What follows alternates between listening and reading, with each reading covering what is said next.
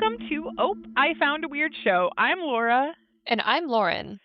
And first, I just want to say that allergies have not been my friend this week. So if my voice gets a little crazy by the end of this and I get a little stuffled, yeah, blame Mother Nature. That just means I'll talk more. Yeah, there you go. Yeah, I just feel like, Lauren, it's your turn. Just tell me I whatever got crazy this. thing you're thinking. And yay, it's finally here, season 4. I've been waiting a lot longer than you have. It- I don't understand how you did this because it feels like I've been waiting a year. No, well, and they announced that there's a season 5, but that is the final season. I love that. As much as I love this show and want to keep continuing on with these characters, I'm glad they have like A a plan? defined ending. Yes. Yeah. So Same. like as excited as I am for like a new season, I'm like, you know what? I'm actually really happy, and I'm happy they told us that now, Yes. that we We know what to expect a bit. we can expect, hopefully, in parentheses, hopefully, that they will give us all of the answers that we need pretty quickly and have like a nicely tied up ending. Granted, that's putting a lot of faith in the writers, and I feel like TV these days, like you got to go in with like a little shred of doubt or cynicism Yeah. because, a lot of shows don't do that very well. But regardless, I'm happy that they've got a conclusion in mind and they're not going to drag it out because that's how you ruin a good thing. Right. And that they know this early that that's going to be their last season. Yeah. And it's not just like, oh no, halfway through filming, we figured out this last season. Now we got to pull in a rep, Yeah, got to Yeah. rewrite everything and try to wrap everything up in 2 episodes and hope that even though everyone hates it, it's good enough. Right. So, but we're not there yet. We're not to season 5. How excited are you for season 4? I'm super excited. I like I said, I obviously have not been waiting as long as you have, but it feels like yeah, it feels like we're getting somewhere. This episode was wild, and I just have to say it's the first episode that I watched before you, I know. which I felt very powerful. Watching it, I was You like, I could text her spoilers right now, and she you could do had the nothing about knowledge. it. But I did so good to not spoil things for you. I know I would never spoil it to you on purpose, but I was just like, have you watched it yet? Have you watched? Are you gonna watch it? Come on, Yeah. when are you watching it? Yeah. I want to No, talk. I sent you the message, and I sent you a few messages while I was watching it because I knew you had already seen it. So I was like, I didn't need that. I didn't need that. And I have to say, when you texted me that specific thing, I was like, what is she talking about? And then like Girl. I went through the episode in my head and I was like, oh yeah, no, I didn't need that either, but also it was funny. Yeah. So it was kind of a fun like turn of events there of and well, Yeah. and that's the thing too, is like this is the first time on this, like on our recap stuff.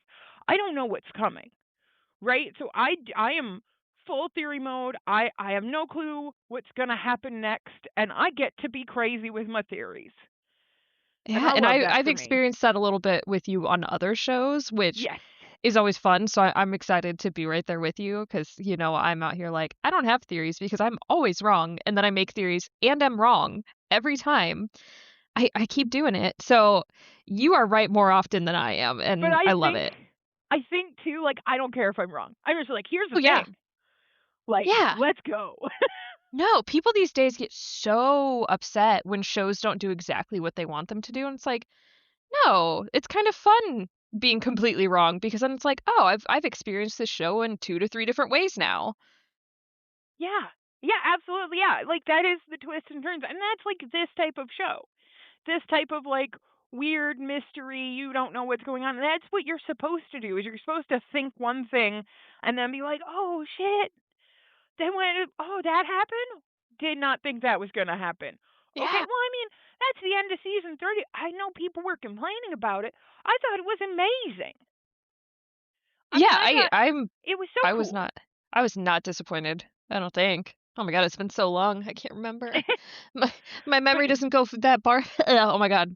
My English apparently abandons me too, but my memory doesn't go back that far. it was nice of them to, like, I basically started this episode off right where we left, Yes. which is Yes. very nice. It was like, "Oh, okay, just picking up." Oh, yeah. So, let's get into it. Are you ready?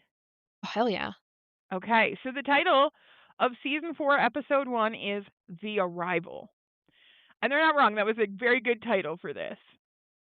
And like I said, it starts off right where season 3 left off. Jim's dead, Julie with the bad hair is screaming, and the man in yellow is a sassy bitch. I'm sorry, did you have to call out her hair in the first Yes, sentence of the recap? yes, I did. It's bad. It's a bad wig. It is. It is That's very like bad, but that's like damn, Christy's Laura. hair. Christy's hair is awful. This hair's bad. She needs another cut. Let's go. Marielle did that to keep Kenny away. Said, "No, no, no, no, I'm gonna fuck up your hair." Ugh, territorial. Yeah, yeah. So yes, Julie with the bad hair. But he tells Julie that they have to stop meeting like this. Interesting. And he asks her, like, "When did you come from this time?" So, like, it's okay. And he says, like, "Didn't anyone tell you that there's no way to change a story once it's been told?" So clearly, she's been trying to go back and change things, and it's not Yeah, been working. And she did get told that by Ethan. she did. Yeah. And I just want to say, if I'm able to time travel, I'm not changing my appearance at all because I don't want people to know what time I'm Oh, from. Like, mess with them. Wear the same clothes all the time. yeah, Same yeah. hairstyle. Just be like, yeah, I did this all in one day, even if it's been a year or two. So I don't know how deep in the Frumily TikTok or any of that kind of theory crafting you're in, but I'm have avoiding you it all. okay? Do you want to hear one of them that I don't think it's right, but a lot of people do, Yeah. is that Ethan is the man in yellow. Well, when you said Ethan said that, I was like, maybe. But no, I don't want it to be. So I'm refusing to believe that. I don't think that's right, and I want to talk about why in a little bit. But I disagree with this theory, and I'll be interested to see if I'm wrong. But there's just things that the man in yellow does that don't add up. And I know that Killing Jim right. And and the the way manner he that he did it. talks to Julie and to Jim Yeah. doesn't Yeah. track for me. No, this is not Attack on Titan. No. Yes. So she disappears and she story walks right on out of there. And the man in yellow goes back to Jim, who is slowly bleeding out. And he's like, "I liked you. You know, I really did like you." Fuck off, dude. And he tells him, "Jim, you tried so hard. You carried so much. You got so far. And in the end, it doesn't even matter." But, and Jim is like, "Thank you." And Jim is just still slowly dying out. And the guy's like, "It's really going to be a shame that you don't get to see what happens next. It's my favorite part." I love when a villain says that. And this is such a good villain. Agreed. I love him so far. Yeah, like he's creepy. He's the right amount of creepy, but he's a sassy bitch. Like I like him a lot. I also dislike him because I like these characters and I don't want bad things to happen to people. But they're in Demon Land. What are you gonna do? Well, with an asterisk there, we don't like Jim. He killed Jim. Immediate gold star. Yeah, yeah. No, that's yeah, that's very fair. Well, yeah. No, we will get to the one thing because I'm a little annoyed with all of them. I do understand it's getting dark, blah blah blah. But we'll get to that because I am slightly annoyed with other characters now. Now that Jim is not here to feel our ire. We gotta be mad at everyone else now. Yeah, we gotta figure out who our next target is. Though I think I've got an idea of who it's gonna be. So now we're at the tree, with a man getting out of his car, looking at the tree, and he's got like the little priest collar thing on. So we got ourselves a new priest, maybe, and also number theory, occupation theory. Well, I Like, was just gonna say the occupation theory because we totally said at one point when Khatri died, like, is another father gonna show up here? Like, is there a way to call a therapist? But apparently there wasn't a therapist here, so we lost a priest, we gained a priest. This place clearly doesn't give a shit about the therapist role. They're like, no, Right. no, no, no therapy for you guys. You will defeat us if you actually had therapy. Yeah, they're taking away all the good support, like mental health support characters, like Tien Chen, gone. Can't can't have anyone giving comfort to anybody. No, absolutely not. Absolutely not. That's illegal in Demon Land. And then we get our case Sarah Sarah. So we are getting right into it. This episode was action packed. So and because we had some things to wrap up, right? Mhm. So now we're back at the root cellar, back in the back room with Fatima, Kenny, and Ellis. And Ellis is asking Fatima about, because she's like, she had ended the last season going, I saw some stuff, right? I saw some visions. And he's like, what are you talking about? And she says, like, she just says it again, when I'm giving birth, I saw visions about what those monsters are and how they became that, and that they sacrifice their children to get immortality. So, which I love that, because if some of the characters could actually talk to each other at some point, then it would back up other stories, right? Which would be nice. Granted, can you trust anything in this place? I Of mean, course. so there's always that skepticism. But she explains it to him again, and she's like telling them about the bargain. She didn't see what entity they were making the bargain with, but she saw the gist of it. And she's like, "Where's Boyd?" And they're like, "Boyd went in the tunnel." She's like, "We gotta go find him." And they're like, "Girl, you gotta go. Like, we gotta get you out of You here. need to go home. You just had a baby. You just had a whole ass baby in like 2 weeks. You're like, nah, girl, you got to go Go home." home. Yeah. So Ellis does get her out of the room, and Kenny grabs the light and starts heading down to the tunnels. And I'm gonna be so honest, I'm fully prepared mentally and emotionally for Kenny to have a villain arc at some point.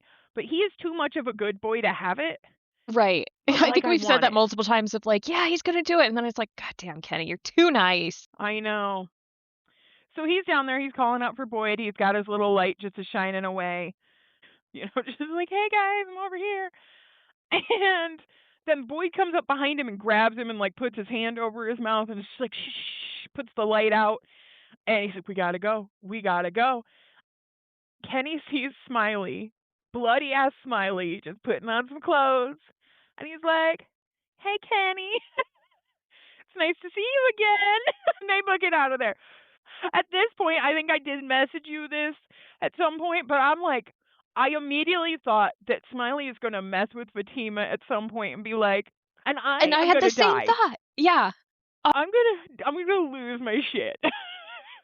I think I had that thought, like, at a later scene when they're at Colony House and, like, they're talking about it and Fatima's in the room and she's just losing her shit, obviously. But I was like, he's gonna call her mom and she's gonna lose her shit. Yeah, I mean, yes, she's fully prepped to lose. Like, so this is Fatima. Well, I mean, she kind of was walking into the arc of losing her mind already Yeah, because of the pregnancy. So like nothing that has right. happened since is making that any better. Well, I I know it probably won't happen, but I hope that she tries to put him in timeout or something, be like, "You're being a bad child. I'm your mother. Listen to me. Go to the corner." See, I feel like I would get to that point of crazy that I would do that shit. It's like, there what do you have to lose? You're already you're already Yeah, dealing with all this shit. Just have fun with it. yeah, like you better get a spanking. I'm gonna Right. take this shoe. I'm gonna hit you with this shoe. Like, stop Don't make me messing turn with this me. car around. I'll do it. Stop messing with me, son. So Boyd and Kenny, they run the fuck out, and they shut the door, and they're like, no, we gotta go. And Kenny's freaking out, and Boyd explains that the baby was Smiley. Like, he saw the baby get bigger and then like stand up and smile. And it was awful. Yeah. No, that was really bad. But, like, yeah, and, like, the beginning well, that's the thing is, like, it's not like Boyd hasn't been slowly breaking for seasons now.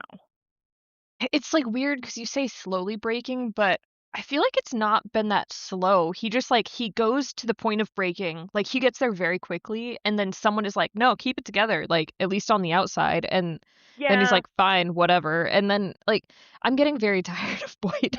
I'm getting he's so tired of Boyd. he's been through waves of it. Well, and that's I know in the later scene, I'm gonna talk about that a lot more, but I think that he's been put in such a shit situation. And Yeah. so it's one of those like, but yeah, we will, yeah. I know, but I do understand your frustration. But I think a lot of the scenes with him in this episode make sense. Yeah. I don't think it doesn't make sense, but I still just wanna, like, shake him a little bit and be like, "Stop putting everything on yourself and just go retire if that's what you need, but stop. Just stop. Yeah, Stop but it." he can't. He's one of those people who has to protect, who has to be But there how's for that everybody working out else. for him or everybody else? Like, come Not on. great. No. Uh, so over at Colony House, Christy on her bum leg is going up the stairs, and because she used to remember she got by that bear trap, so she's still Right, I injured keep from forgetting that. about that. Yeah. And Donna is like, "You have to come," and she's like, "What's going on? What's going on?" And she's like, "I'll tell you when we get there." And we see Sarah just covered in blood, sitting outside a room. And Donna's like, "Any word from Boyd yet?" Sarah's like, "No." And she's like, "Hey, some people are starting to come back. I should probably go." And Donna's like, "Yeah, that's probably the best." Yeah, yep. It Uh, what is that quote? "Not the hero we wanted, but the hero we needed." right? I respect Sarah a lot. Like, I know she's gonna get shit for what happened, but I respect the hell out of her. She knew Yeah, what had to be done and she fucking did it. and it's not like she enjoyed it. It she probably hates herself just as much as all these people do, like, yeah. So Christy goes in, still as confused as ever, and Acosta's in the room. And like I know that her name is Danny, but I don't like her, so she's Acosta to me. I totally forgot what her first and last name were while watching this, and I was just So like, yes, that fucking lady." this is the female cop that we all hate. And I'm gonna tell you, like I disliked Randall. I hate her. Like there's a different like I could at least get behind Randall a bit. And even more now. But like Yeah, ugh, he yeah. has grown on me. But like she is just awful. And I yeah, yeah. Yeah, Randall's very tough for me because, like, I can understand his mentality when he was doing bad things of, like, "This is all fake," like, just, like, not being able to believe it because it's truly unbelievable, but also he did almost kill multiple people, like, he doesn't have good anger management. I mean, he might now because that he's like a he looks like a poor little whipped dog now, I feel so bad for him. Yeah, like don't get me wrong, Randall is still an asshole, but I think he's a redeemable asshole. Yeah, and he might be a redeemed, like, past tense, Yeah, already redeemed. yeah, I We'll think see. he's still working his way there, but I Yeah, feel like he's mellowed significantly. and I feel like with Acosta, I also have that weird dichotomy of, I really don't like her. Like, she seems to be a little bit high on her horse, chip on her Mhm. shoulder, but I can also understand her because she has this whole, like, "I have to protect people. I've already fucked up. I have to do better," and is, like, trying to I think do things. And also, I'm mad at Boyd right now because he's doing stupid shit, and she is only seeing the Boyd that is doing stupid shit. So no, I can see why she's like, why are we wanting him to lead?" I get it.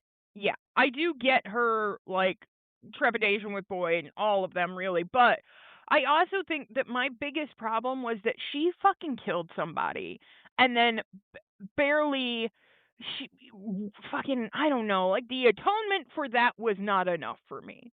Where she was just like, yeah, well she hasn't said that, but it kind of feels like, yeah, I know that happened, but I'm also a police officer. I'm going to do all these things. Like, remember when you killed somebody because you just shot wildly? Like, Well, if there is an atonement enough for that. need her to mellow the fuck out. That I think that that would to kind of know that yes, because I feel like she's so fucking judgy, Oh, she's horribly judgy. and Horribly judgy. it's like you, ma'am, glass houses. Do you Yeah. not remember what you've done? No, I totally agree with that. And again, I do not like her. I think her personality's whack. Yeah, Like, because I later, just side-eyeing yeah, in because general. later in the episode she calls everybody monsters, and I'm thinking you're right there with them. Like, what are I you talking about? I will say there is something to say for the fact that her killing somebody was an accident. And like Yeah, Randall tying someone to a tree, not an accident. Boyd torturing somebody, not an accident. Sarah stabbing that guy's eye out, not an accident. So like I could see why she's like, you guys are monsters. Like I was trying to fight the actual monsters and a stray bullet killed somebody. Yeah, that part sucks. Awful. yeah, But okay, they're okay. making the conscious decision to hurt and or kill other people. No, that's fair. I still don't like her. Oh, I don't like her. She can die. That's fine. Too, like they open the door and she pulls out her gun and or she's holding her gun and pointing it at him, and Donna's like, "We all know you don't have bullets in it. Put it away." Why are you pointing a gun at people? Well, right, it's Christy that walks in and it's like, what the fuck? Yeah, she pulled out a gun. I'm like, okay, put it Bad away. police officer. Yeah, that's ridiculous. Yeah. And yeah. So Donna tells her like you can go, and Acosta sits back down, and Donna's like, fine, whatever. And she goes over to Elgin. She's like, Chrissy's here now. She's gonna help you. And it's so crazy. Because like they know what happened here, and even I think Elgin understands why what happened here happened. But like it's just wild. Poor Elgin still thinks he's in the right now. He's like, oh, He's I messed up hoping. my quest and now all the help that I tried to do is undone, like might be undone. He Yeah. doesn't know what happened in the cellar, whatever. But like, yeah, Yeah. I he's think he's currently feeling gonna bad because of his eye and because he broke and shared the secret. yeah. I think he's gonna be devastated when he finds out how it all went down. Horribly devastated. Yes, absolutely. So they get him rolled over. Christy looks, she's like, "What's going on?" And Donna just like dropping knowledge. She's like, "Yeah, Sarah took his eye out with a screwdriver. Like it's a casual fucking Sunday, right?" She's like, "Mm-hmm, this happened." Um, it's like okay, and she's like, "She had her reasons." Okay, and Christy starts looking it over, and and it's rough. And she's like, "All right, I'm gonna try and stitch him up." And at that point, the door, like, there's knocking on the door, and Clara comes in.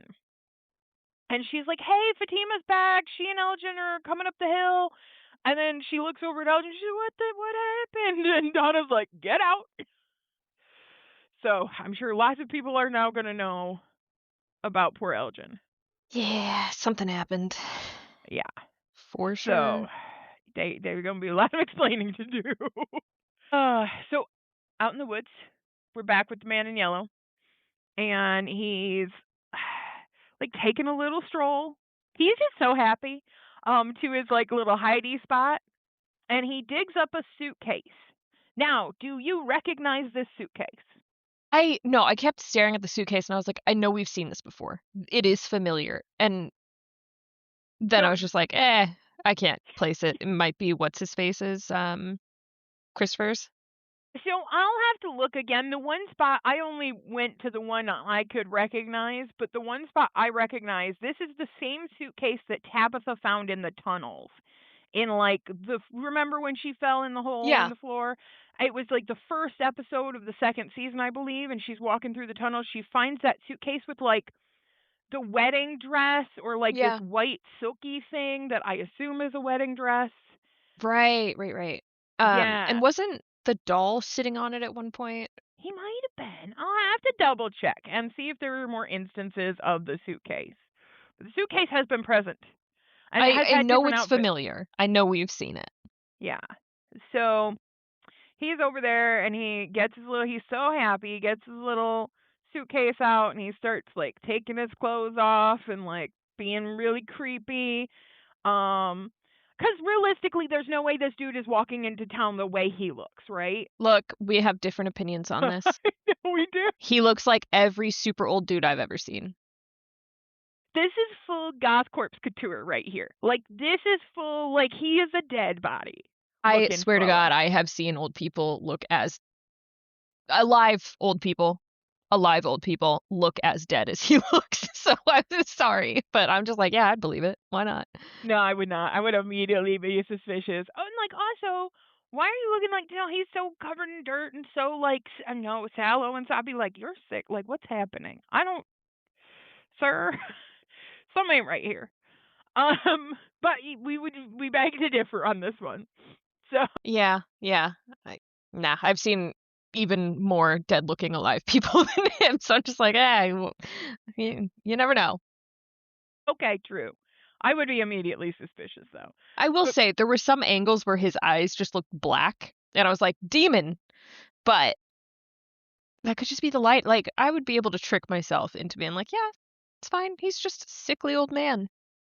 Lauren's over there like we can't judge people. People Yeah, look you how don't they know what look. he's going through. Maybe he has some illness Right? or Maybe he's like Tilly and sick and yeah, stuff, just further along. Yeah, yeah, okay. But I would need answers.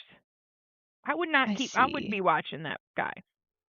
Yep, sounds good.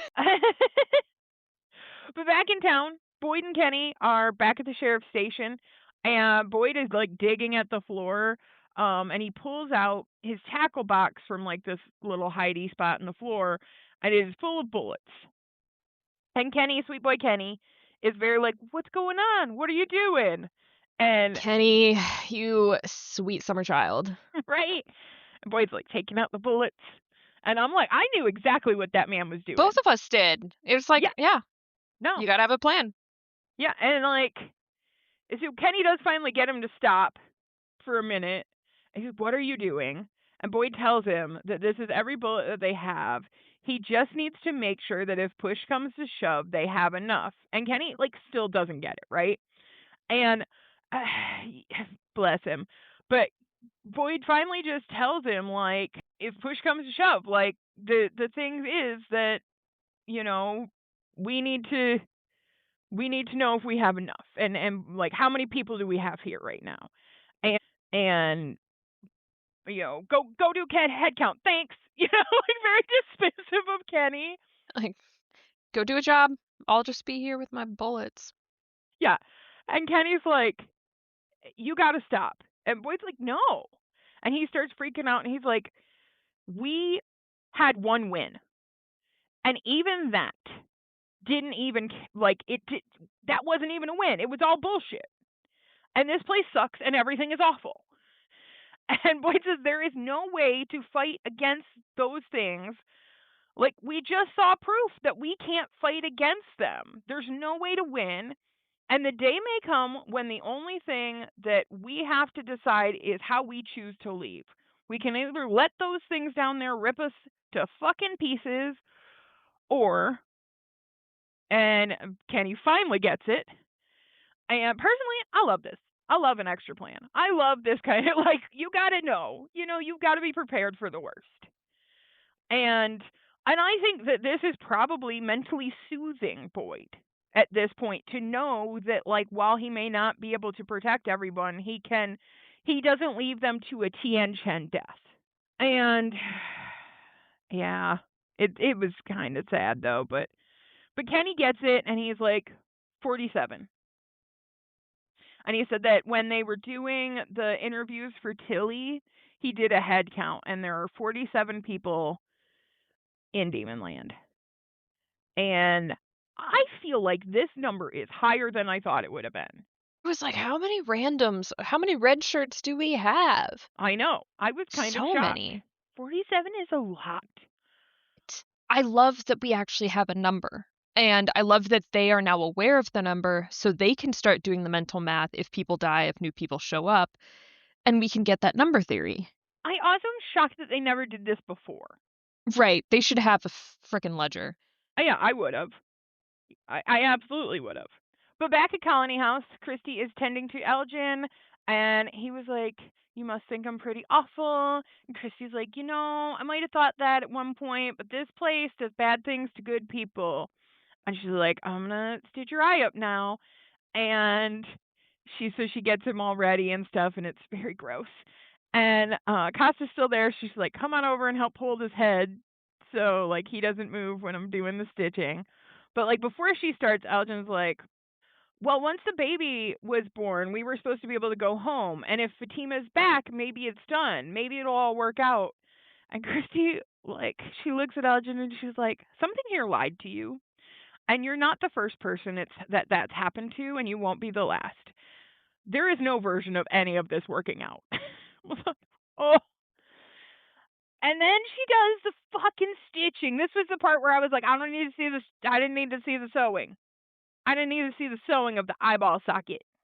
Yeah. All you texted me was, "I didn't need to see the sewing," and I was sitting there like, "Was someone sewing clothes? What was it?" And then I was like, "Eyeball. That's right, eyeball. Mhm. How could I Mhm. forget the eyeball?" And like, so this is twofold for me. Um, I hate anything eye related. Like that really bothers me for some reason. Like I don't know, like what was it, 28 days later, where they put the thumbs in the eyes? Ugh, that shit. Well, the first time I saw it, almost made me sick. Like it fucked it. I don't know. Eyeballs are a thing for me. To I that, think and that's then a good valid thing to have a thing about. yeah, nobody wants to know. They're a very sensitive area. I don't think I. Yeah, no, thank you. If I ever needed like, or if any, I would never be able to be talked into LASIK or things like that. No, thank you. Oh, I've done LASIK. Worth Oh, it. absolutely not. I no, get away from my eyeballs. Um, but yes, I did not need to see the sewing. Uh, so I'm gonna cut over a lot of that. Now we're back in the woods with Tabitha, and she's still processing the fact that she's a reincarnation. And she gets back to town, and Julie and Ethan are coming out of the diner. And they run over to her, and she's like, "Oh, where's your father?" And they're like, "Yeah, he's not here. Like, he was with you." And she, "Oh, we got separated." Julie immediately is suspicious. And Yeah, she's like, she's like, "What are you talking about?" "Yeah." And she's also like, "What's wrong with you, Mom? Like, what's wrong? Something is wrong. Like, I know something is wrong." And Tabitha's like, "No, no, no. I don't want to talk about it. Don't worry about it. I don't want to talk about it."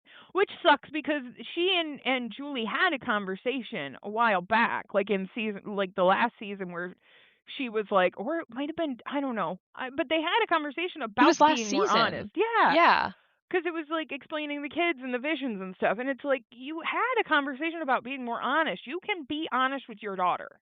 I feel like a lot of the adults in the show need to learn about communication in general, but also that it is okay to say, "I am still processing something right now, so I need time, but how about we talk about this tomorrow after I've been able to sleep?"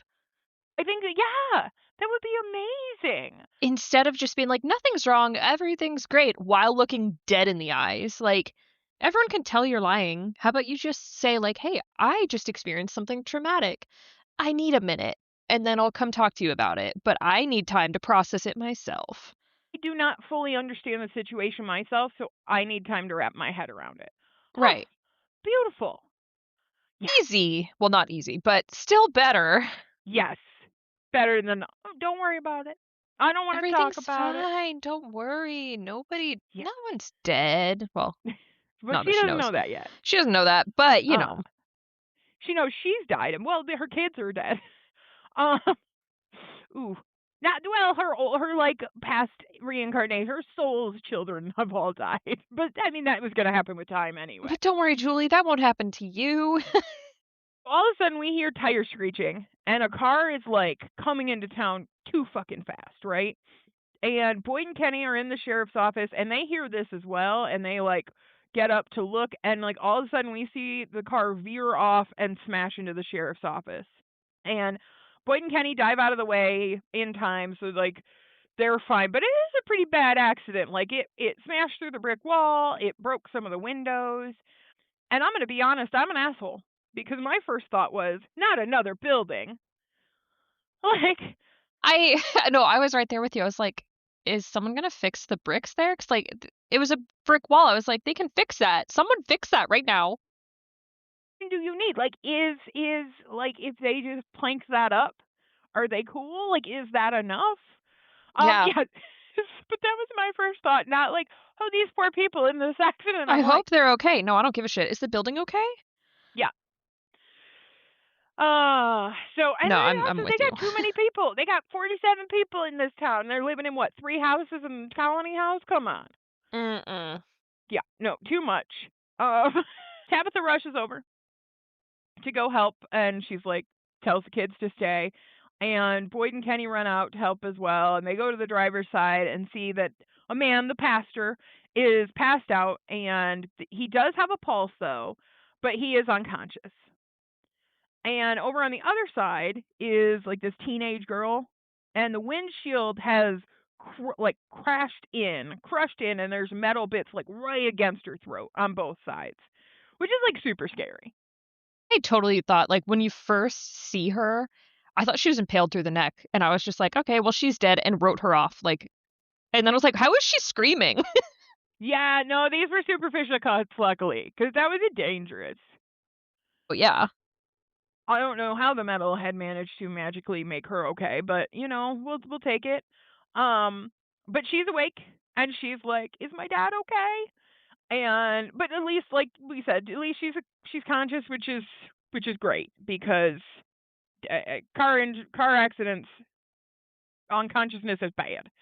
Um, well, and like also you have very limited medical stuff here, so yes. But Tabitha is trying to keep her calm and like just like don't move. She tries to unbuckle the seatbelt, which is stuck, and I'm gonna be an asshole for another minute because both of these seats were so freaking far forward, right? And I was like, just put the seat back a little The bit. whole time, I was like, "Don't you guys know how to put a seat back? Just move it back. Why are you prying?" No, I was so annoyed. Yeah, especially her. I'm like, give the girl a little space between the metal desk and her neck. Just put the seat back. The other thing I want to be an asshole about for a second is that Kenny, Boyd, and Tabitha are the only ones helping here, and there are a bunch of other town folk red shirts standing around just watching. All these 47 people just not I guess probably 40 people not doing shit. Yeah, and it's like, what the fuck, man? Come on, like I get the kids not doing stuff. I get Julie being there to, with Ethan because like the child needs some form of an adult or supervision. And then like, but yeah, all the other ones are just chilling. Um, and look, I get that like the main characters have to have scenes and stuff, right? But it made me mad. It made me mad that Oh, I was right there with you. like I just can't imagine just standing there and not trying to help. And Boyd finally turns around and he yells at him to go to the clinic and tell him to bring the ambulance right away. And one of them runs off. And Boyd is trying to open the car door, but it's stuck on the driver's side. So he tells Kenny, "Hey, go over and get some tools. We might have to take the door off." Back on the other side, Tabitha is trying to calm that girl down. She asks her name, so we find out that the young lady's name is Sophia. And Tabitha tries to put like a book between her neck and the metal piece, and like I do love Tabitha's quick thinking. Like she is really good in an emergency situation. But also, put the seat down. Put the seat back. Yes, which they do in a fucking minute. Yeah, Which is like, I'm like, maybe I don't know enough about this, but, like, why wouldn't you do that first? I don't know. Well, and they also did call out, like, there's glass on the window and, like, no one removed it for a while. There was just a lot of stuff that I was like, "What the fuck?" Yeah. Yeah, they kept putting their arm through the one window where there was a bunch of glass shard. Like Which it was also is, like, not how car windows work, no. which was my first thing. I was like, first of all, that looks like fake glass, and it obviously is. It's a TV show, but I was like, "That looks fake. It doesn't look sharp, and that's not how car windows break." Yes. Yes. They did clear it off by the time Marielle got there. Yeah, which I was But also like, "Why call out the glass if it's not" there was just a lot of, like, emphasis on things that didn't turn into anything. Because I was like, "Oh, they're calling out the glass because Marielle's now, like, trying to reach through it, and this guy's gonna wake up, spook her, and she's gonna, like, slice her arm, so we're gonna have Yeah, an incident. actually, it was still there when Marielle checked, but by the time they moved the door, when they were trying to get Yeah, the door off, they had it gone. Yeah, but yeah. it was like, "What the fuck? Okay." I yeah, I was very annoyed with the whole, like, "There's so many details here, something's gonna" none of them had anything. Yeah, no. Didn't pay off. And, so Sophia is still there. She's like, "How is my dad? Like, is my dad, like, okay?" And freaking out, which is a fair reaction. I would have that same reaction. I'm gonna Yeah, be so honest. right. Um, so Boyd comes over and he's like talking to her, and Tabitha lets him know the seatbelt's stuck. But before Boyd does anything, which I appreciated this too, like he asks her, like, does anything hurt? And she's like, yeah, my neck. And he's like, can you move your toes? I was like, that's fucking smart. I love this.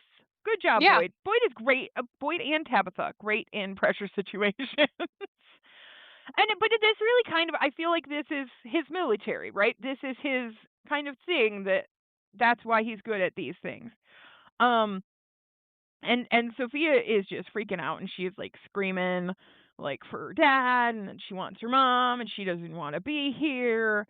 And like they try to calm her down a little bit, but at the same time, like Boyd starts cutting the seatbelt because he's like, we got to get her out of here. Over the tool shed, Kenny is grabbing tools, and Jade comes up, walking with his violin, because again, we just were in the woods playing the song not that long ago, and Kenny tells him what's up, and he's like, "Come help." And Jade immediately puts the violin down and follows him over to go help, because again, we only have a handful of characters who are actually helpful. Thank God another one showed up. Um, Back at the car, after the seatbelt cuts, they drop the seat back and get Sophia out of the car. And she again starts calling out for her dad, and he's he's still unconscious against the steering wheel. So that would be very stressful. And Kenny and Jade get back with the tools, and Boyd goes to the other side right as like the ambulance shows up. So, but during this, so Tabitha's taking Sophia to the ambulance. Jade has run up. They have a little moment, right? Where like there's some weird eye contact happening where like they make eye contact, Tabitha immediately looks away, and Jade has like this longing look on his face, right? mhm. It's yeah, so I'm like, oh, and I Wait think till it's you find out her husband's dead. right. Get it, boy. There ain't even a goalie no more. Ah! Yeah, no, it's yeah. I mean, it'll be interesting to see how that all pans out, but I don't know that it's actually like that he has feelings for her or stuff, but he feels connected to her in a way. Yeah. And I think that she wants to shut that shit down. Well, and it might not even be like a romantic yearning, but it's definitely something to know that there's only one other person Yes. there that will understand what you're going through. Yeah. Yeah. So at this point, Marielle Randall and a red shirt get out of the ambulance. I think it's the one who Boyd sent to go run to get the ambulance. And Marielle goes to check on the dad. Tabitha takes Sophia back to the ambulance and just kind of like get her to sit down and stuff and calm her down. Victor also walks up in this moment, and he goes over to Julie and Ethan. Now, I did see another thing that somebody said that Victor was counting in that moment. Was And he? I don't know. I have to go back and rewatch it because I literally just saw it like an hour ago, so I did not have time to kind of see. But also, we know that not everybody's there. So it's Huh. one of those like, okay, that's interesting. So does he know about number theory? But also, he was there by himself for so fucking long, Yeah. Yeah. right? So it's like, I don't know. I don't know that I buy that theory, but we will see. Um, so Marielle has checked on the dad, and she goes over to check on Sophie. Again, none of the neck wounds are like super serious. She's just got some superficial cuts, which are great. And Marielle asks her like, "What happened in the accident?" She says like, "I don't know. My dad just started acting strange, and like we got to this tree, and we got lost, and we were trying to get back," which when she, like, mentioned the tree, Tabitha was like, "Fucking tree, I know, girl, we know, we know." Oh, yeah, with her everybody in the facial room was just, like, expression. nodding like, "Yeah, we've all been there." Mhm. And, she's like, "We're trying to get back to the highway," and then he started shaking and started going faster, which sounds very much like a seizure of some sort. And she's like, "I tried to steer the car, but it was going so fast, and he was thrashing around, and I just couldn't, and then we crashed." And, like, that would be fully, like, a traumatizing moment for a daughter to go through. So, and then she's like, "Please don't let my daddy die." And I was like, "Oh no. I am supposed to." Yeah, I was like, "Yeah, I can register all these things that like this I I can't imagine not only coming into Demon Land but also coming into Demon Land with an accident, right?" Well, Yeah. I mean, that's kind of what happened to the Matthews family, right? Where they flipped the RV. So like it's just adding a whole lot more stress onto a very confusing situation. Yeah. There was just, like, something about her, though, that I was annoyed me. I was not suspicious of her till we got to the clinic personally. At this I point, I don't even know about suspicious of her, but just like, "Oh god, I know she's gonna annoy me." I was suspicious. I was Well, fully I like, mean at this point, yeah. because like, yeah, at the No. clinic, I was like, "Ooh, something's up." Yeah, I was like, "This is odd. This is an odd reaction." Because at this point, I'm like, these reactions make sense to me. Yeah. But I was also like, "Damn, I thought he was alone." Like, granted, they didn't show his car, but I was still just like, "Damn, I really thought he was alone in this car." Yeah, we only saw him. We did not see the car at all. I mean, we Yeah, saw we the didn't edge see of the the car, car but, like, no one was out by the with tree, him. so I just Yeah. I was like, "Oh, he's alone," and then she was in the car, and I was like, "Oh, yeah, maybe she just stayed in the car." Yeah, which like I But could still, buy, but yeah. yeah. So, which is you guys will hear later if you haven't watched the episode, go watch the episode. But you guys will understand why we are talking so much about her kind of reactions to things by the end of this episode. Um so Kenny and Boyd start like getting some progress on the door and they get it partially open and then here come Randall, another like hero moment. Cuz he's always helpful in these situations. He's like, "You guys should use a winch." And Victor is over by Julie and Ethan, so Julie's like, "Stay with Victor," and she runs over to go help too. And I just want to say I love the changes in some of these relationships. Like you can really see in a couple of these relationships from like season 1 to now how different they are. Cuz remember when Julie thought he was a creep and now it's like a full 180. He is the most trusted man in town to Julie. Like, Mhm. he did save her life, you know? So, like, I get Yeah. it. Yeah, so but it's like it's great to see those things develop, right? And I think another one that I talk about later is Boyd and Ellis. Like, it's amazing to see the changes in the relationships and the development. Um, but Julie, Jade, and Randall start putting together the winch. And also, I think Randall's cut is healing pretty good now. Yeah. Like, no It's gonna make a bandage. wicked scar. Yeah, no, that's gonna yeah. Like if you ever get out of here, you got stories, man. It's gonna have aura. So he gets the door open. Randall gets the door open because he's a badass. And Boyd and Kenny rush in, like in with a gurney, and they get the pastor out. And Marielle comes up to Boyd, and she's like, "So the daughter thinks he had a seizure. I'm not sure that what's wrong with him is actually medical because realistically, the day that she showed up, Elgin had an unprovoked seizure. Also, this is not uncommon. Ethan also had one the first night he was here, and Yeah. Sarah had one at the diner. So, like, maybe it's that. It's just a thing that happens at this point. Yeah, just all the seizures. And she's like, "We're gonna take him back to the clinic and hope he wakes up." And Kenny's like, "I'm gonna go with him. It's gonna be a rough night up there, and one of us should be up there with them." And Boyd needs to go see Fatima and Ellis. So this pair are splitting up, which I think Kenny is making the right move. Like they need Mhm. support at the clinic. Um, Ethan and Julie are standing there, and he's like, "Where do you think they're gonna live?" I love Ethan. He's like, "These are the questions that need to be asked because we've just lost a building." Uh, and Julie's like, "We'll just have to see." And Tabitha comes back, and she's like, "Let's go home. It's getting dark." And again, Julie's like, "Where's my dad?" And which, yeah, I and during this part, I was like, they need to have, like, a system in place where because it happens that something happens and you get stuck somewhere in this town because you can't just, like, run home and tell someone, "No, I'm staying overnight somewhere, there's no cell phones," whatever. They need to have some sort of system of just, like, if I'm not back by this time, just, like, go to bed, do not come after me. We'll like, come to this place in the morning or, like, we'll have a meet-up point, something, but, like, yeah, I feel like it has happened already so many times of just like, "Oh my god, someone's not back by dark, which means they're stuck out there and gonna be dead," and it's like, that's not the case most of the time. In this case, he's already dead. We know that, they yeah. don't.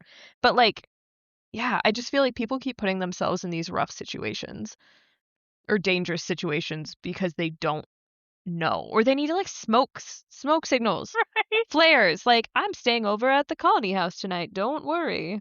Yeah. Well, and that's the thing too is that I don't know, man. Again, buddy system. We got to start buddy systeming this town. You can't go anywhere without a buddy. Yeah. But yes, so she's like, he'll be back before dark. And at that point, Jade kind of walks up and he's like, hey, Tabitha, can we like chat for a minute? She's like, not right now. Like, nope.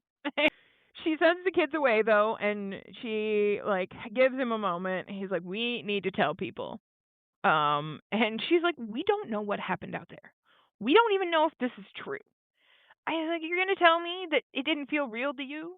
But Tabitha has a good point here. She says Sarah tried to kill my son because something here convinced her that if she did, that we could all go home. And I'm sure she felt that that was real at the time too. and and Jade's like, this was different. Like I don't know, like, but like how? And Tabitha, she's like, what's easier to believe? That whatever here put those thoughts in our head to torture us, or that we have been coming back over and over again for centuries trying to save children that are already dead? And at this point, yeah, I mean, fair. She has a good point, but also at the same time, this feels different. Yeah. This is also a Jade theory, so we're going to put more onus on that, Yeah, because Jade is the smartest man in the room, always. right? But no, it does feel different. I think that I get why she is doing what she's doing, but I'm siding with Jade on this. So he's like, you, me, and Jim, we can figure this out. And Word. yeah, but I also liked that Jade was like, because remember they had been so at odds, right? And he is Yeah. actually looking to involve Jim now. Right. A little And late, but yeah. yeah, yeah. I mean, well, that last episode in season 3 really bonded them. Um, but Tabitha's like, he's not here, and Jade's like, it's almost dark, and she's like, yeah. And then that's it. Like, okay. So even like everybody's like, what do you mean he ain't back? It's almost dark. What the fuck? So back at the colony house, Boyd is coming up and Costa is leaving. And Boyd's like, we need to talk about what happened here. And she goes to walk past him and he grabs her arm and she's, yo, get your fucking hands off me. And he tells her, like, it's getting dark. You can't just walk around. She's like, I'm sure as hell not going back in there with you. And she tells him, like, you think you're some kind of hero, some martyr who did what he had to do. But what you did to that kid up there, you're a fucking monster. I don't know what you were before, but that's what you are now. All you people are fucking monsters. And she storms off. Yeah. And I hate her. Damn. I hate her. But look, man, I get her perspective. You're right. I do get her perspective because she's only seen them at their worst. Yeah. But she just rubbed me the wrong way. She's easy to hate.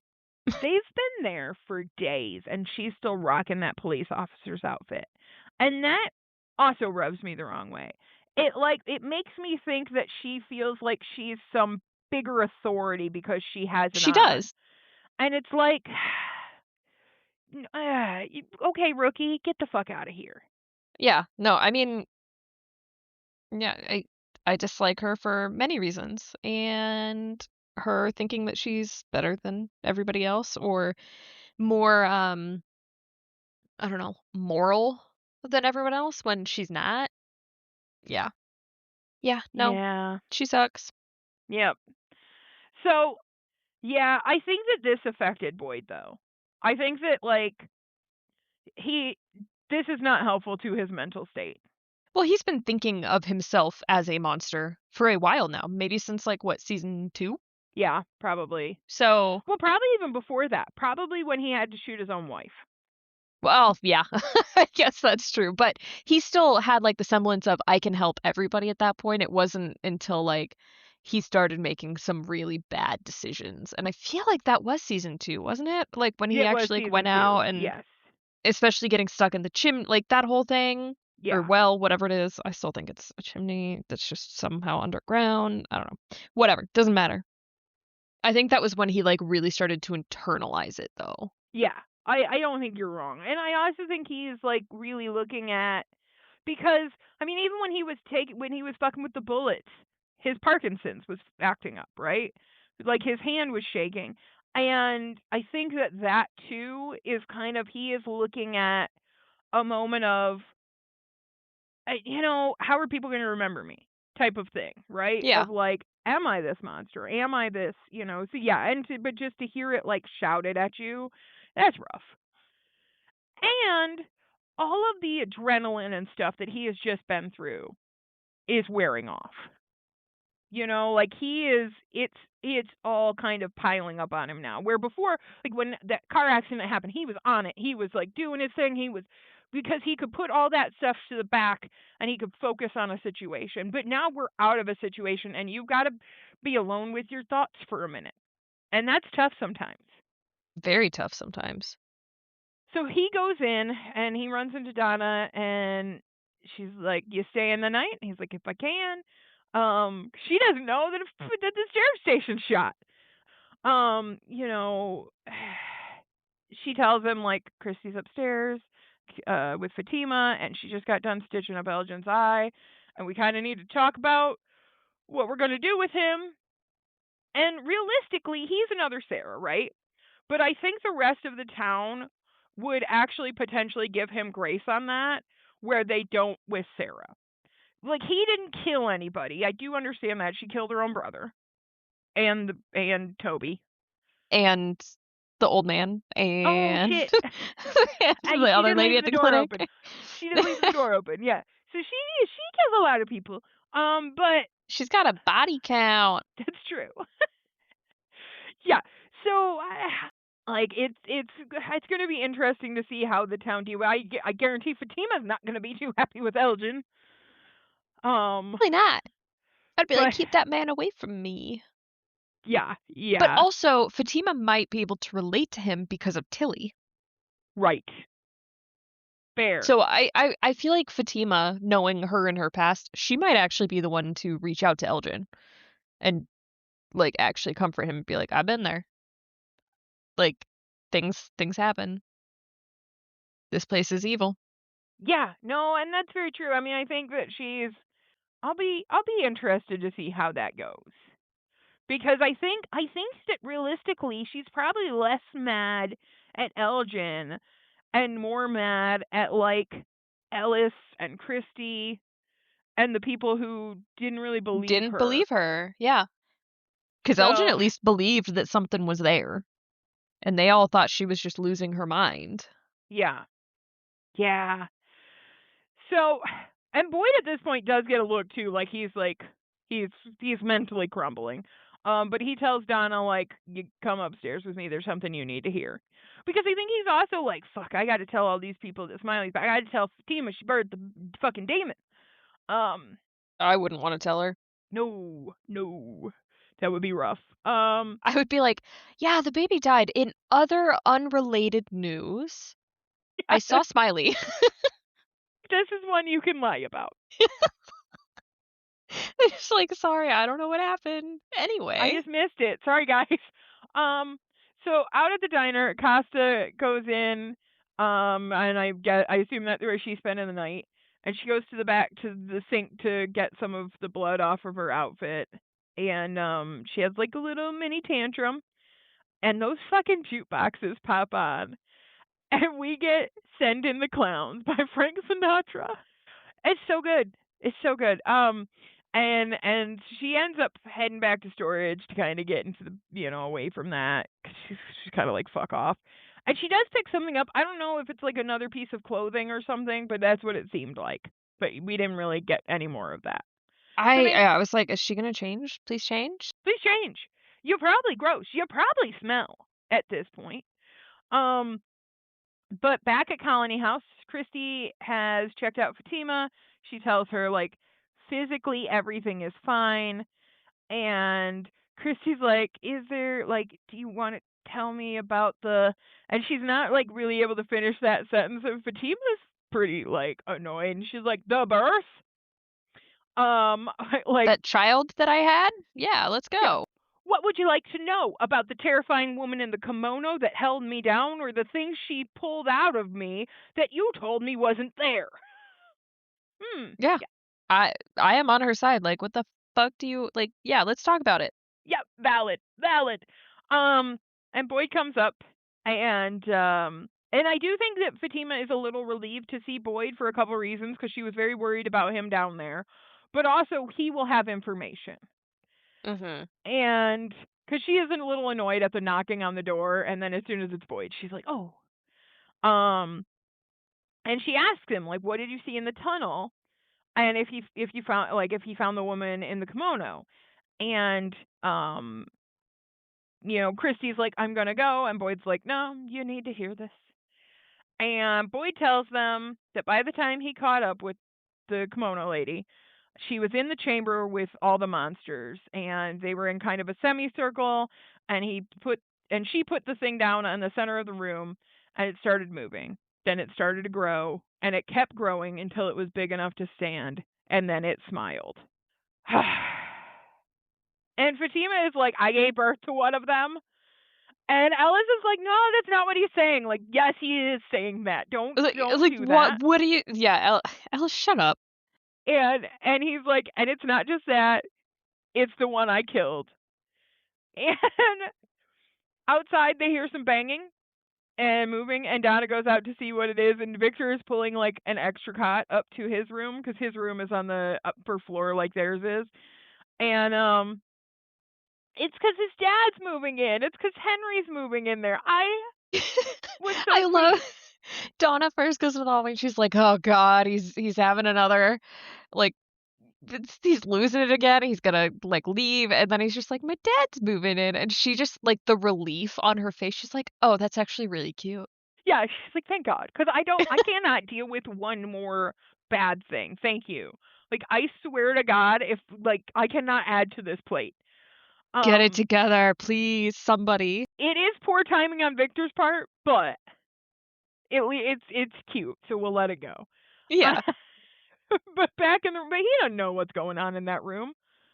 So back in the room, Fatima is losing her shit, which is like understandable.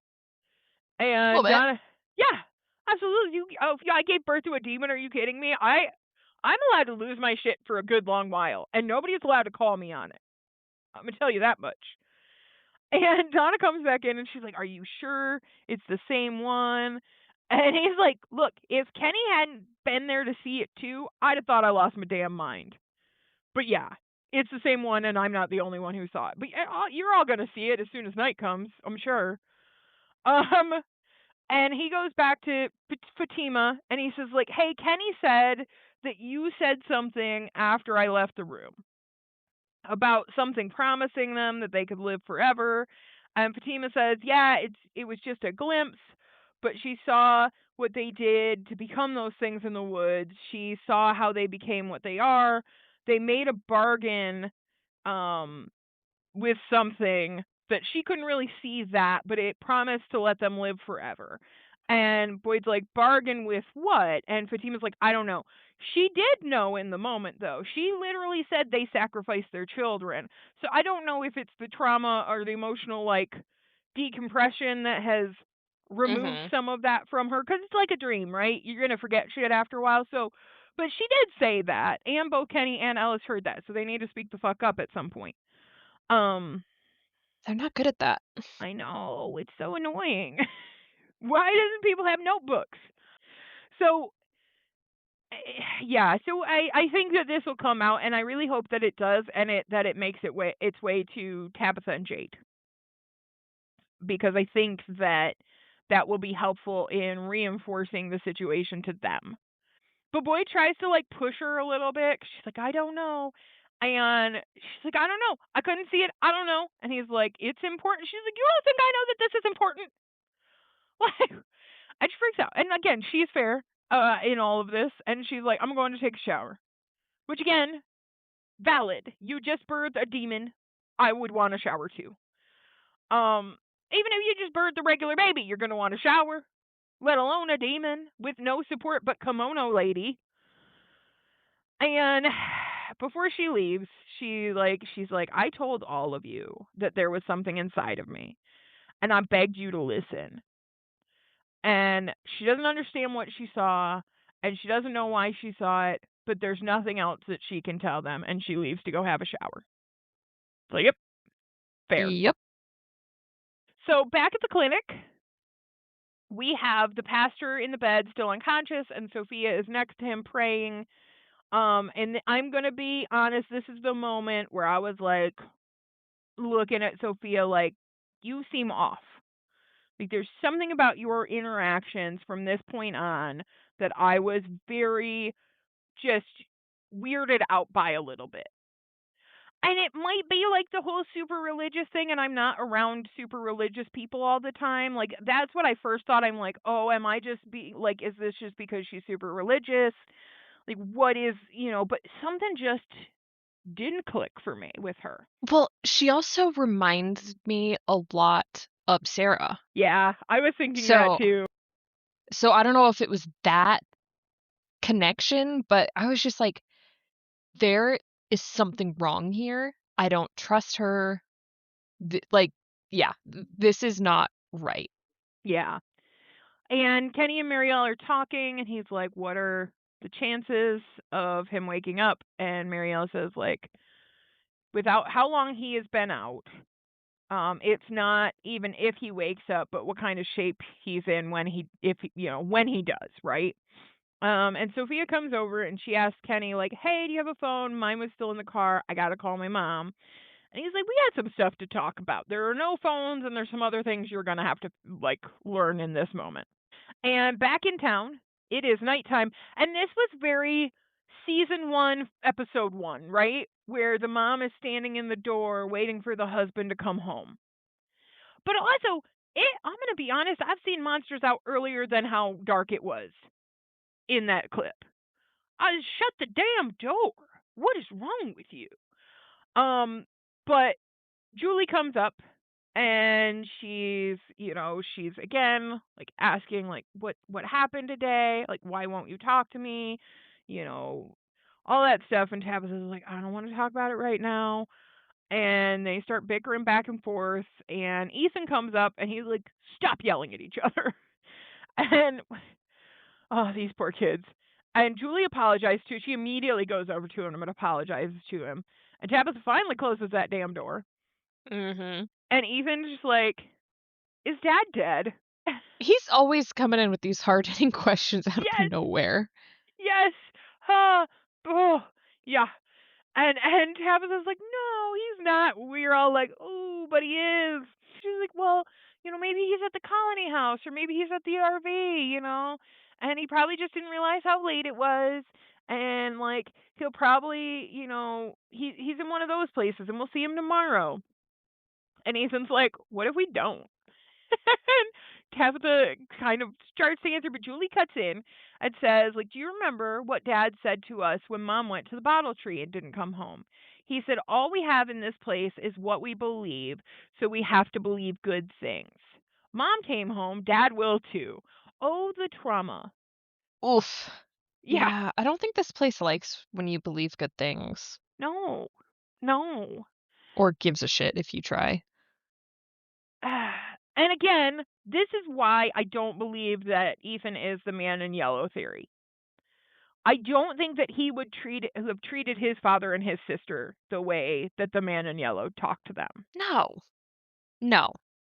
it just doesn't read right for me for who Ethan is. Ethan is very blunt, yes, all of those things, but he's also a child. But like, it just doesn't read right for me.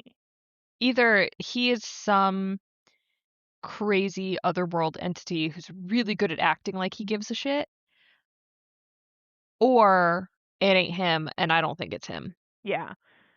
Yeah, Ethan would have had to be a demon before all of this, if that was Yeah. the case, and it just Yeah. doesn't track. No. So again, I will be interestingly surprised if this theory is correct, but I do not buy it yet based on the information I have seen. Um, and the other thing is they didn't find Jim before dark, so they're gonna blame the damn monsters, Right. which is so frustrating because they have no clue that there is a new evil that they have to look out for. They should always be on the Exactly. lookout. I like head on a swivel, but Right. they've got No, and no clue. I was also thinking, like, we haven't seen the Man in Yellow, since, like, he killed Jim, but I'm like, they just got new people into town. They're just gonna think he's another new person that just got to town. Mhm. Like, they're gonna have no idea. Yeah. Yeah. Except for you, because 'cause you'd be like, "He looks like a corpse." Right. And Oh, I'd be like, immediately "Sir, do you want some food? Go to the diner and get some food. feel like Get some clothes." Yeah. me and Christy would be like, "You're a little pale, fella." Nah, Christy would be like, "He's old, he needs medication. Did you bring any with you?" That probably, yeah, she would claim it was like some medical thing, and I'd be like, I'm suspicious. uh, this place would hate me. I would also have died already if I'm honest with myself, so it's okay. We all know I would have self-deleted day Yeah, 1, so that's fair. You would leave me if we went in a car together? Come on. You'd at least hang out for 1000%. a little bit. Okay, you're right, I would at least hang out for a little bit, but I'm at the bar blitzed, Oh yeah, you're hanging and out with then I'm Jade. Are you self-deleting. kidding me? You're not gonna hang out with Jade getting drunk all the time. No, you're gonna be fine. Yeah, yeah, you're right. I would be at the bar doing puzzles, getting drunk, and then I would self-delete. He's a sober friend at the thing, like, yeah, puzzles, guys. Drinking? Nah, it's cool. Oh shit. Back at the clinic, Kenny is still explaining to Sophia about the monsters and the talisman, and she's taking this in stride, right? She is the calmest person to ever get this explanation ever, and she's also a teenage girl. Right. That That was also weird. maybe that's why she was too calm for a teenage girl. Yeah, she, like, barely asked any question, like, it was just weird. Yeah, she did ask if she just said like how do the talismans work, and they're like they don't know, and she went to grab it and he was like nope, this has got to stay hanging, but that's all she said.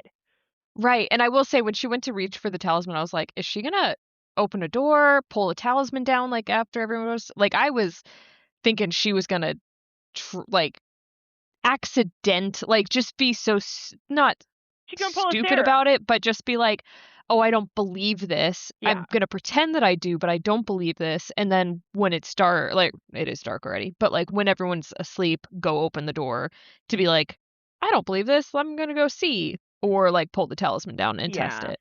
yeah, I think and that's where I was initially thinking okay, she was gonna be sus. okay, yeah. Just because God wouldn't let this happen, so it's gonna be a problem.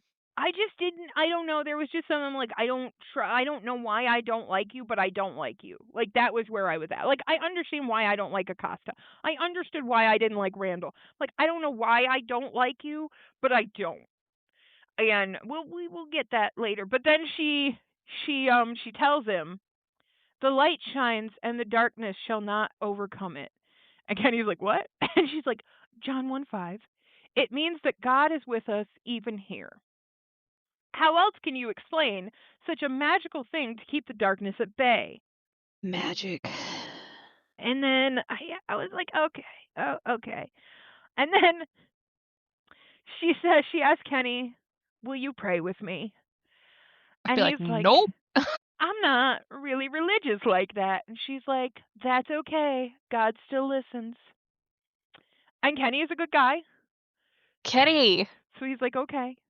And she says, Lord, please protect us in this dark place where evil roams so freely.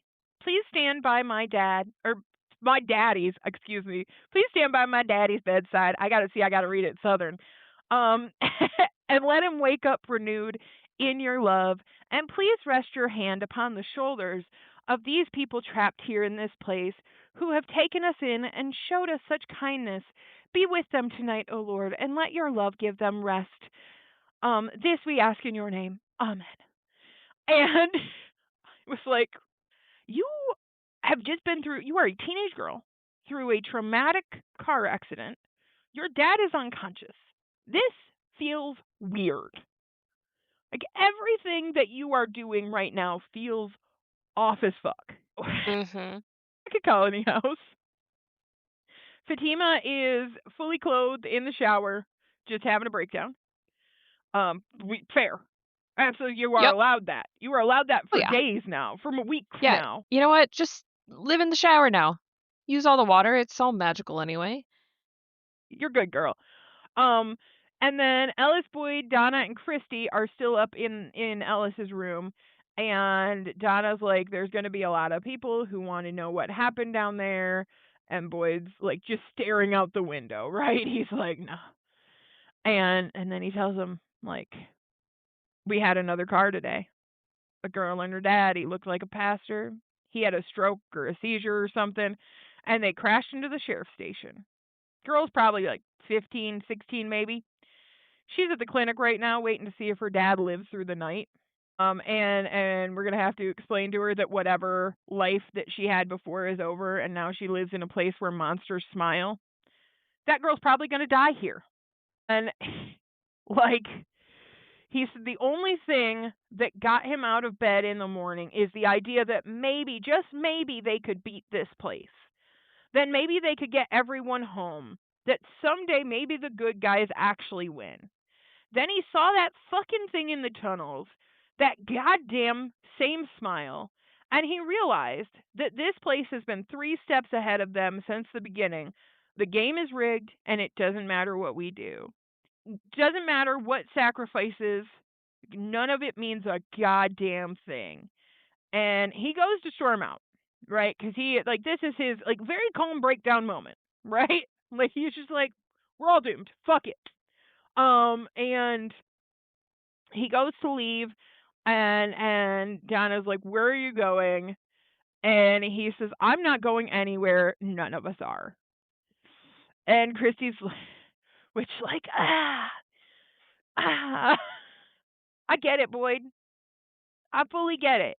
I would be crashing out constantly. Are you kidding me? And people would know about it.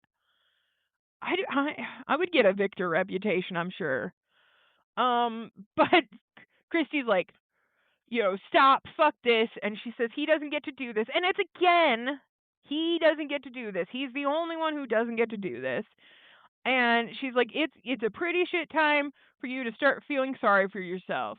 And like, he's like, "Is that what I'm doing?" And she's like, "Yeah. And you got plenty of reasons to, so does everyone else here, but none of these people are asking her to stitch people's eye sockets, so she's going to need a little more from him than these monsters live forever, so we're all going to die. Because it doesn't matter how many people she stitches back together, if they see Boyd losing faith, then that's when people start hanging themselves in the bathroom." They should have probably gotten ahead of this before it was suddenly "Oh, if this one person falls apart in a Yes, place where everybody falls apart, then we're all fucked." Like, that it's not good. pressure. Too much pressure. And Ellis asks Chrissy and Donna to give them a second, and they leave, and Ellis turns to Boyd and he's like, "Christy is right. Boyd is the one person that no one can see crumble." And Boyd tells him, like, "I can't do it anymore. I'm falling apart.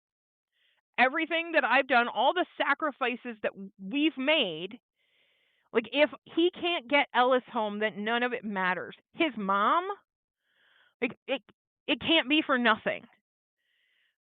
So, like, this is such a fair crash out. Again, and like, yeah, I mean, and we have been saying this since season one. Like everything that we are reiterating tonight about how this is bullshit, we have been saying that too many people put too much pressure on Boyd to not be able to express himself because it would hurt the morale of other people.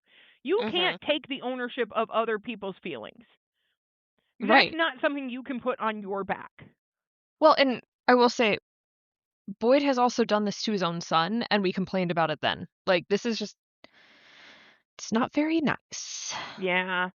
But Ellis comes over and he gives Boyd a hug, and Boyd just falls into it, puts his head on his shoulder, stops, right? And I feel like he needed this. Like he needed some support from someone else instead of someone constantly being like, you've got to do this, you've got to do more, you've got to do these things. It's now somebody being like, I got you. Like I'm here, like you are not alone in this. I think is what he was, and like, but to change from season 1 where Ellis fucking hated him to Well, now, yeah. oh, it's such like I love this. These are good parent moments. These are good kids There tutor. are a These few are of good. them, but this It's is not one. really a parent moment though, but this is a good parent kid relationship moment. Yeah. So back with Ethan, Julie, and Tabitha, they are in the living room, and you can tell that Julie is pretty stressed about the state of her parents. Because it's not only that Jim is missing, but also like her mom's not talking to her. And they hear a bang in the other room, and they go to check it out.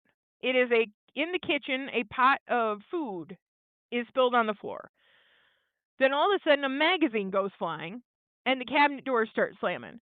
We are having a full ghosty paranormal experience right now. And my first thought was keep it to the internal cabinets. Please do not open exterior doors and windows. Please. Please. Um, yeah, so now this family has one more thing to stress about. Thanks. But like what the fuck is this? What do you what? We got ghosts? I have no idea. This threw me off. I was like, "What? No."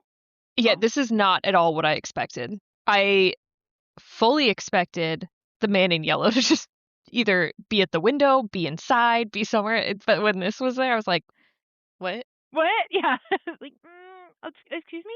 I do not comprehend. Thank you. But back at the we do not get answers to this yet. I'm sure we will see more of it. Maybe it's the I kids. hope. Maybe it's the kids like, "We told you, Mom," and now they're throwing a Yeah. tantrum. Mom, stop ignoring our existence. Back at the clinic, Kenny is sleeping and like Sophia's like weirdly creeping in the doorway looking at this. And And this is where I was like, oh my God, she is going to be the next Sarah. yeah, no, that's fair. Cuz she does give Sarah vibes. You are right. She does. The hair, the dress, like she's the religion. Yeah, I was just like, oh, she's Sarah 2.0. And Yeah. somehow she's going to be worse. Yeah. So she goes over to the pastor's bed and she sits down next to him. And she has got the weirdest look on her face during this scene, right? It's just this weird, like, it's not the look she's had on her face. She's been very demure, very, like, calm, all of that. But she's just, like, little crazy. There's the crazy in those eyes. And she puts her hand on his chest and she starts breathing deeply and then says, "Wake up." And the man's eyes open. And again, we were all right to be suspicious of this chick. The Yeah. So he wakes up, but like he can't move at all. He can just move his eyes and he can't speak. And she tells him like blink twice if you can hear me, and he does. And she tells him, I know that this is confusing for you, but it's important that you understand that you played a very special role in a very important story. And at this point, we get a flashback to the pastor at the tree. He is alone in the car. And she tells him that I couldn't have come to them as I was, not with everything they'd learned. And then we get a flashback to the man in yellow opening that suitcase, and we get a look inside, and it's her clothes and glasses. I did not see this coming at all. I did not expect her to be the man in yellow, but I'm like, the fuck, the fuck, the fuck. Like I didn't. I, yeah. Yeah. I knew that she was something wrong. There's something off with her, and I knew that he was still out there, but in my mind, I was just like, "Is he just, like, hiding, waiting for the right time to show himself?" And, like, I really thought that he was just gonna pretend to be a newcomer, but in the same body. Yeah. So this was a good reveal. I Yes. enjoyed it. Yeah, no, this is amazing. And this is great to end on too for the first episode. So he's over there taking off his clothes, and like we see him shifting from his old body to young I didn't Sophia. I didn't need to see this part. You need to No, no. see the. I mean, the show The has old always man booty? been. Oh, I was gonna say, yeah. Oh, I thought you meant the bones and shit. Oh, the old man Well, ass. that too. But I didn't need to see either, actually, thank you. Has always been a bit body horror-y, so Yeah. it's not surprising. This was not near as bad for me as the eyeball showing. No, 'cause like you said, eyes are just a special thing, like, Yeah. ugh. So we get to like fully see like bones shifting and crunching, and it's a whole thing. And in during this, she continues to tell him that what's happened to you isn't fair. And we see her at the side of the road, and she tells him like, "I'm lost," and he's like, "I am too," and he offers to give her a ride. And he's like walking around the car to go open the door for her. Like that's the kind of dude he is, right? He's a good guy. Mhm. And so she continues to tell him that, when you stopped for me, I know you did it out of the kindness of your heart. And we also cut to the expression on her face getting like because we keep getting like these flashbacks, but like the scenes of her talking, right? And she just keeps getting creepier and creepier in this facial expression, right? Like she's getting more Yeah. excited, and I don't love it. Um, and so we're back at the car, and she puts her hand on his side, and he starts having a seizure. And then she grabs the wheel, and she puts her other hand, like, so she takes the hand off his side after he starts seizing, and she puts one hand on the wheel and one hand on his leg and jams on the accelerator and intentionally swerves into the sheriff's station. And she tells him, like, you must be so afraid, and she's like weirdly touching his face at this point. Oh, I hate her. I hate her so much. I hate her more than Mhm. Acosta. Um, and she says, "I'm sorry you won't be here to see what comes next. It's always my favorite part. It's the part I wish could last forever." This is where they tear themselves apart. She slams her hand over his mouth and nose and starts to suffocate this poor man with this crazy fucking look on her face. Like she's so excited to be doing this. Yeah, I loved loved it. It was great. And I was like, "What comes next? Yeah, No, like, what comes next? Let's keep yeah. going." You gotta wait a week. But you're Yeah, now that's the used to worst this with part. From. You're used to this with From. But I'm also not because, like, usually when we're done talking here, we just go, "Okay, time to watch the next Watch the next episode," and we can't do episode. that. We Yeah. can't do that. I have to wait till Yeah. Sunday? Ugh. So that's the end of the episode. Any thoughts? Any theories? I do think the bullets are going to make their way into Acosta's gun. There's no I mean, granted, they showed us, like, a ton of random details that didn't amount to anything this episode, which annoyed me, but, like, they showed us the scene where Donna was like, "Yeah, that bullet or that gun's not loaded, everyone knows it," and, like, in juxtaposition with Boyd showing us where the bullets are. Yeah. Like, that's gonna come to something. Like, she's gonna shoot another innocent person. Well, maybe not innocent. True. Who knows at this point? Is anyone innocent? But, yeah, it's something is going to happen. I was gonna say Kenny. Kenny's innocent. Oh, no, she can't shoot Kenny. Not uh, baby Kenny. He's so yeah. innocent. So I will say I had a few things that I just had made notes on. And based on like all of the things that the man in yellow kind of said, this is a story that's been told over and over again, right? Yes. So like the man in yellow has seen Julie before. And it seems like it's different times in her timeline because he's like, when are you from this time, right? Mhm. But I'm not sure if this story is these actual people or if this is like him talking about those spirits, right? Or The are these souls, people yeah. looping, right? So it's I don't know. I'll I be I think in the Julie like, that conversation with Julie, I think he's talking about her in that body because we have already seen one of the monsters talk to her specifically and say, like, "Don't you recognize me?" yeah. Because I think that he has seen her from the future in some sort of walking thing. Hopefully. Okay. Hopefully that comes to something, 'cause otherwise I'll be like, "Why did you write that in?" Right. But, yeah. And again, he knows what's happening here, right? He's seen everything. He was the voice on the radio in season 1 talking to Jim. She shouldn't have dug that hole, right? So like he knows everything. I don't feel like he's Ethan, and I could be wrong. We'll see. No, if that happens, I'll be just like, "What the fuck?" Yeah. They would have to explain a lot. A lot, a I lot. I would need a really good setup for that, and I don't know if they have the time to do that in a convincing way for me. We'll see. Maybe. But I just don't see it. No. I also don't think that he is the entity who gave the monsters immortality. I think that that is something else. I You think it's like a partnership or like he's one of, the entity's henchmen, something like yeah, that? I think he's like Kimono Lady, right? Like I What if it don't is Kimono Lady that is the entity maybe and I don't yeah. know. I don't know. But I feel like there's something else bigger here. He feels very like Loki trickster god energy to me though. Oh, hell yeah, he gives trickster energy, like, you love to hate him, but you hate to love him. Yeah, because he has been a very sassy bitch, and I do love that. Yeah. So Oh, yeah, yeah. it's one of those like that's the kind of vibes I'm getting from this character. So I don't know. Again, I don't see that being Ethan. I just don't know where he falls in the hierarchy of bad shit in this place. Um, and then what are your hopes for this season? Is there like a Um, question you want answered?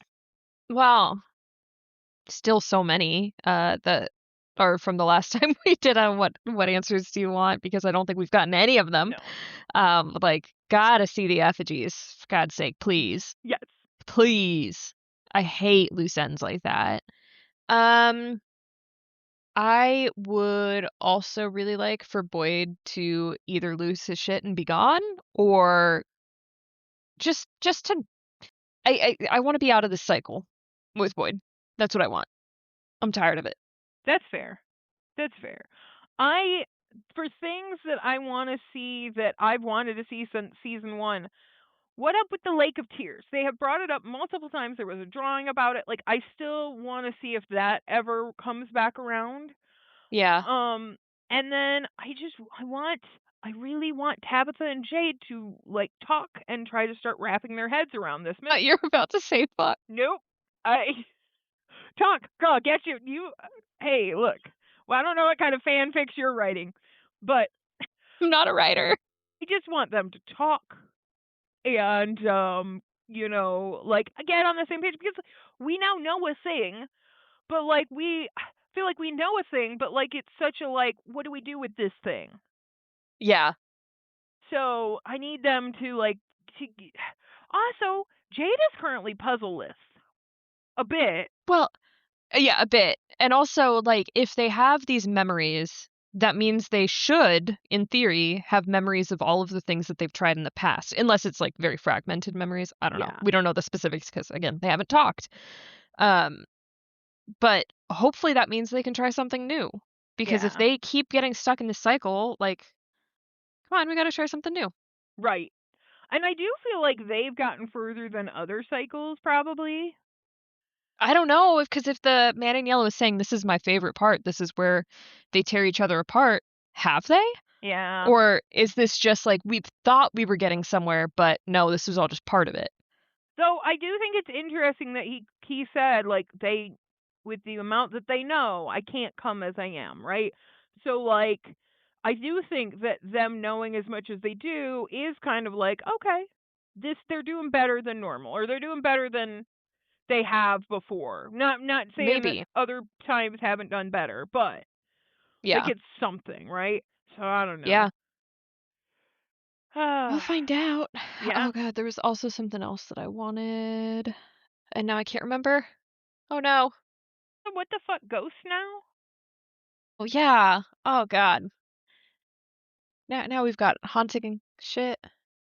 Okay. Well, I mean, but it's probably just one more thing. Because that's the thing is every season has had like, oh, now we doing this. Oh, now we got fucking cicadas possessing people's bodies and shit. Now we got like, Ballerinas, like, oh, come yeah. on. Yeah, yeah. I'm interested to see what happens with Sarah because I feel like I don't know how they're going to explain to everyone what happened with Elgin and You Fatima. think they're gonna explain things to people? You're Come right. on, Laura. They got to No somehow. He's way. missing a fucking eye. They're just gonna be like, it's none of your business. You're a red shirt. We don't care. Move on." That's true. That's true. I highly doubt any good explanation is gonna come from that. I'm still sus of Clara's ass though. It was interesting that she was the one who came in the door. Oh my god, the moment I saw her, I was like, "Well, she's gonna get brought up as being sus for existing in this Yes, episode." she is. Yes, she is because she's a red shirt, but we know her, right? But We have she's a name, which makes her not a red shirt. exactly. That's the thing is like she should be a red shirt, but she's not. So that makes me sus. Like, why would I know your name? Why would like "You're because not I don't important know enough, anybody. Clara. Get out of But here." it's like I don't know anybody else's name. Yeah. So it's like, why? Well, and the existence of what is her name? Sophia? Whatever. Man in yellow changing shapes. It's like, is he the only one that could do that? Mm. Has someone been here the whole time like Randall suspected, but now we're actually getting evidence of like a secondary person? So, I don't know. Yeah, is somebody like sneaking on the inside? Like, is some Maybe he was right and it was Donna the whole time. would be shocked. There is theories about that though. People are very suspicious of Donna. I mean, it could have been a red herring of just like, "Oh, it can't be Donna," and then it's just like, "Oh, it's been Donna the whole time. I It don't was know. Agatha all along." It is true. But yeah, so I think that we have we're excited. We're excited for the season. We are very I think that this is going to be very cool. I like the way that they have done this first episode gives me a lot of hope that this is going to be a really cool season. I just hope it's not really just like a horribly depressing season where they are just tearing themselves apart without having any trust. I got a Like, feeling it's going to be some of it. I know it's gonna be part of it, but like, come on, guys, don't let him get to you. Yeah. And I also feel like it's already starting to happen a little bit because of the way Tabitha's acting and her Uh, inability to she needs to get communicate. her shit together. Yeah. She was doing so well last season of just like open-mindedness and like following leads. Like I hope that she's like, no, this has to be something because of how different this has been to all of the other things. I don't know. I don't know. There's so much shit. We will see. I don't get to end with like, are you ready to watch the next episode? I am. I am. I'm so We don't ready. get to watch it till Sunday. So thank you everyone for listening to Ope I Found a Weird Show, and we cannot wait to continue the recap next time. Bye. Bye.